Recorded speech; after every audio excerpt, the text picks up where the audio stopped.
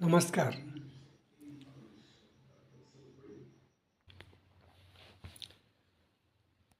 पिछला वीडियो जो मैंने बनाया था, कर्म की कितनी स्वतंत्रता और कर्म विचारों से उत्पन्न होता है।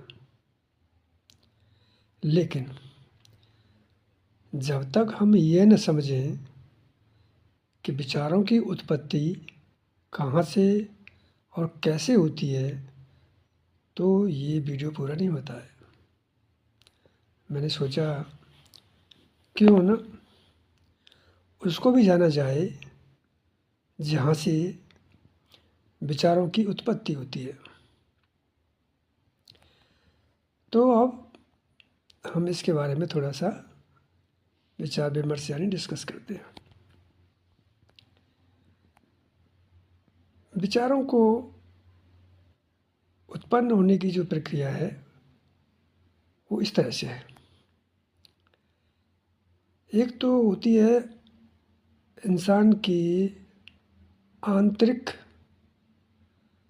शरीर की क्रियाएं और बाहरी क्रियाएं। बाहरी क्रियाओं में हमारी इंद्रियां आती हैं। 5 इंद्रियां हैं जिससे हमें संसार को जीते हैं और 5 बाहर खुलती हैं। मान लीजिए हम बाहर कुछ देख रहे हैं तो विचार उत्पन्न होगा, सुन रहे हैं तो विचार उत्पन्न होगा। इसी तरीके से बाकी इंद्रियां भी काम करती हैं और विचार उत्पन्न करती हैं। शरीर की आंतरिक क्रियाओं में मान लो आपके शरीर के किसी भी हिस्से में दर्द होता है तो विचार उत्पन्न होता है। आपको भूख लगी, विचार उत्पन्न होता है। तो आंतरिक क्रियाएं ये होती हैं। इनके अलावा हृदय का भी विचार उत्पन्न करने में भाग है। हृदय में भावनाएं पैदा होती हैं। भावना मस्तिष्क में नहीं होती, लेकिन हृदय भी मस्तिष्क से जुड़ा हुआ है।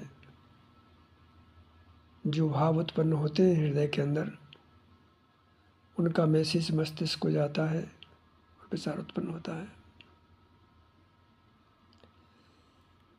इनके अलावा और दूसरी भी सोर्सेस हैं जहाँ से विचारों की उत्पत्ति होती है, और वो सोर्सेस ऐसे हैं जो मैं अपनी लेवल पे मेरे विचारों का कोई ऑथेंटिफिकेशन नहीं है, यानी प्रामाणिकता नहीं है। तो उसके लिए मैंने कुछ किताबों को रेफ़र किया। जैसे जिन लोगों ने फिज़िक्स पढ़ी होगी तो निकोला टेस्ला का नाम ज़रूर सुना होगा, जो कि अमेरिका के एक इलेक्ट्रिकल इंजीनियर रहे और उन्होंने अल्टरनेटिव करंट यानी प्रत्यावर्ती धारा का आविष्कार किया था। तो उनकी एक किताब है माई इन्वेंशन। उस किताब में उन्होंने लिखा है, in the universe there is a core from where ideas are born. मतलब उनका कहने का ये है कि संसार में, यूनिवर्स में विचार मस्तिष्क के अंदर डायरेक्ट आते हैं, जो कि हमारी इंद्रियों से परे है। ये उनका कहना है। अब स्पेस से यानी यूनिवर्स से विचार तो आते हैं, लेकिन मस्तिष्क के किस हिस्से में आते हैं ये पता नहीं। ये ऐसा कुछ उन्होंने मेंशन नहीं किया है। अब इस बात को जानने के लिए मैंने एक दूसरी पुस्तक, मिस्टर जोसेफ मर्फी, वो भी अमेरिका के ही एक ऑथर हैं और मोटिवेशनल स्पीकर भी हैं, तो उनकी पुस्तक है पावर ऑफ सब कॉन्शियस माइंड। उसमें उन्होंने ज़्यादा जो जोर दिया है सब कॉन्शियस माइंड के ऊपर दिया है, यानी अवचेतन मन। इससे पहले मैं एक और बात बताना चाहूँगा आप लोगों को। मस्तिष्क को 3 लेयर में डिवाइड किया गया है। अब ये मैंने नहीं किया, इसके लिए भी एक पुस्तक को रेफ़र किया मैंने, सिगमंड फ्रॉइड, और उन्होंने पुस्तक लिखी थी इंटरप्रिटेशन ऑफ ड्रीम्स। तो उनके अनुसार उन्होंने मस्तिष्क को 3 लेयरों में कैसे कैसे डिवाइड किया है। सबसे ऊपरी कोर है आपका चेतन मन, कॉन्शियस माइंड। इसके बाद आता है अवचेतन मन, सब कॉन्शियस माइंड। और थर्ड जो लेयर है वो है अचेतन मन, यानी अनकॉन्शियस माइंड। और तीनों का फंक्शन अलग अलग है।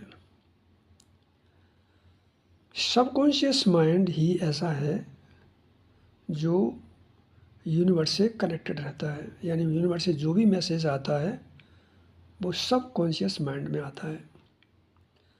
और जो हमारा कॉन्शियस माइंड है यानी चेतन मन है, वो तो आपके डायरेक्ट जो इंद्रियों से मैसेज मिलते हैं उस पर आधारित विचारों को उत्पन्न करता रहता है।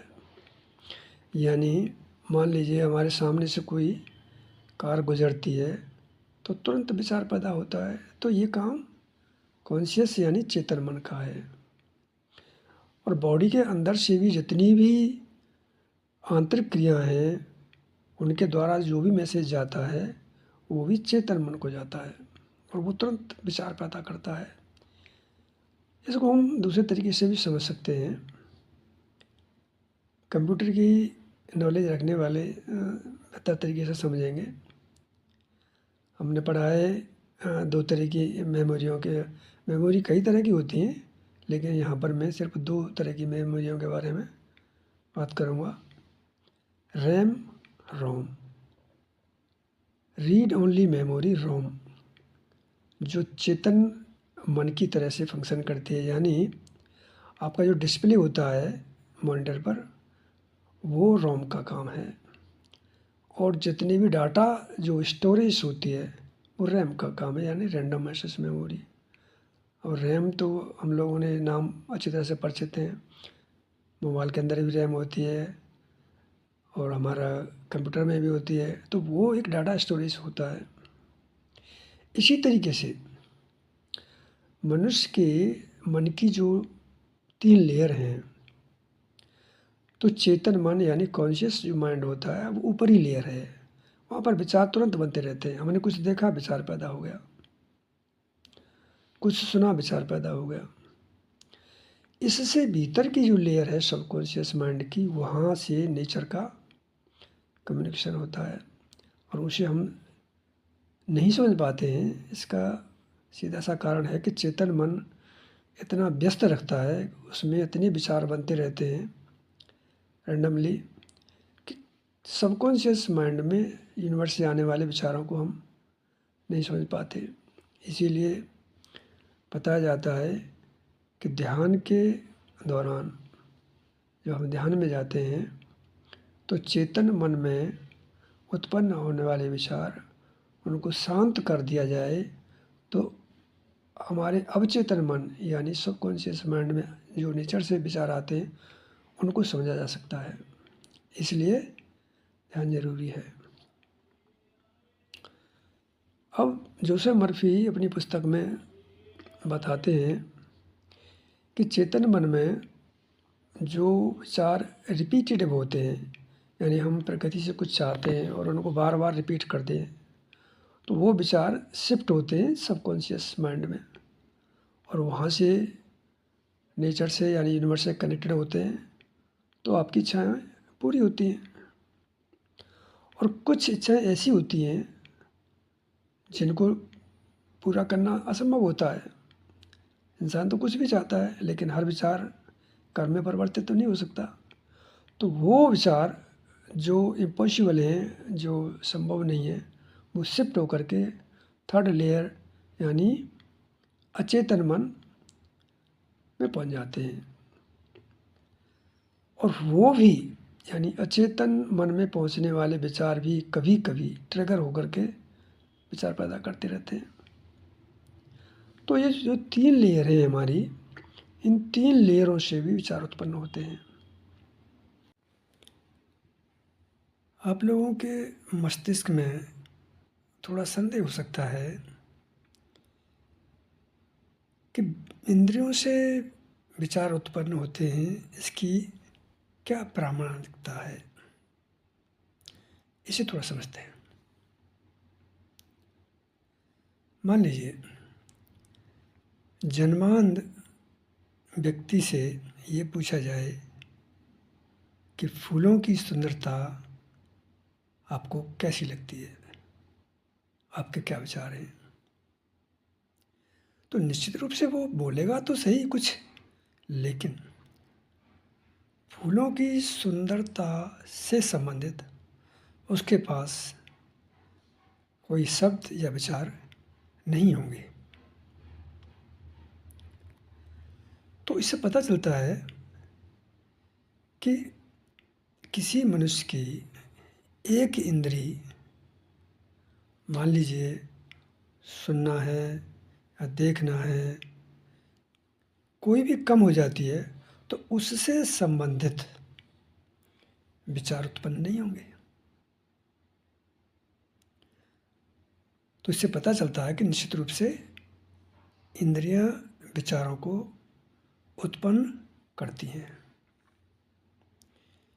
और मैं थोड़ा सा दिमाग की जो 3 लेयर हैं उनके बारे में हल्का सा कुछ और बताना चाहूँगा। चेतन मन आपका फंक्शनल रहता है हर वक्त। अवचेतन और अचेतन यानी सबकॉन्शियस और अनकॉन्शियस माइंड दोनों ही एक स्टोरेज डिवाइस की तरह से काम करते हैं। यानी सबकॉन्शियस माइंड के अंदर जो स्टोरेज हमारे थॉट्स होते हैं वो चेतन मन से ही जाते हैं ट्रांसफ़र होकर के, और वो वहाँ स्टोर हो जाते हैं। और कुछ ऐसे विचार जो अनफिल्ड होते हैं वो ट्रांसफ़र होते हैं अचेतन यानी अनकॉन्शियस माइंड में। कॉन्शियस माइंड के विचार ही कुछ स्टोरेज हो करके इन दोनों लेयरों में, सबकॉन्शियस और अनकॉन्शियस में रहते हैं।